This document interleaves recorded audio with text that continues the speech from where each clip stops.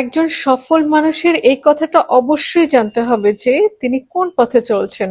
তার মনের মধ্যে অবশ্যই দৃঢ় ও আত্মবিশ্বাস থাকা দরকার। নিজের মনকে ঠিকমতো জানতে পারলে বাইরে থেকে আসা বিভিন্ন প্রভাবগুলো যা মনকে হতাশা বা হতোদ্যম করতে পারে সেগুলোকে অবলীলায় এড়িয়ে যেতে পারবে। এমনকি কোনো বিশেষজ্ঞ যদি তার কাজের বিরুদ্ধে সমালোচনা করেন তাহলেও সে নিজের পথ বা লক্ষ্য থেকে সরে আসবে না।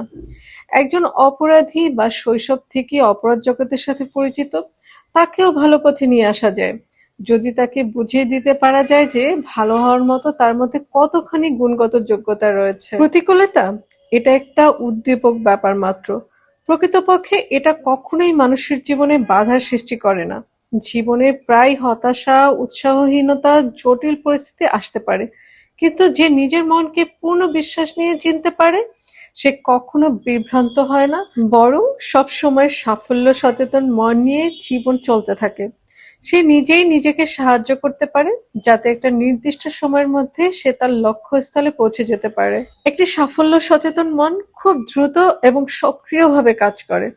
তুমি তোমার মনকে একবার তোমার নিজের নির্দেশিত পথে সাফল্যের সম্পর্কে সচেতন করে তোলো। দেখবে তুমি এমন একটা দক্ষ মনের অধিকারী হবে যা বাইরের শিক্ষাগত যোগ্যতার উপর নির্ভর করবে না। তোমার পছন্দ মতো লক্ষ্যস্থল আগে ঠিক করে নাও, তাহলে তুমি সক্ষম হবে তোমার আকাঙ্ক্ষিত বস্তুটি পেতে।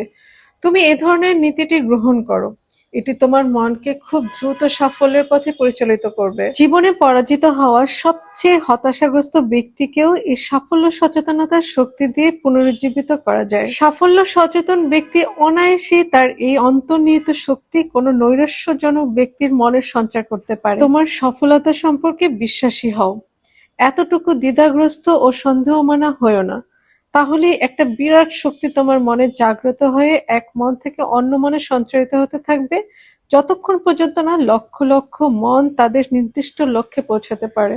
তোমার নিজের মধ্যে ৩টা আত্মিক প্রাচীর করে তোলো। এই প্রাচীর যেন পাথরের চেয়েও শক্তিশালী হয়।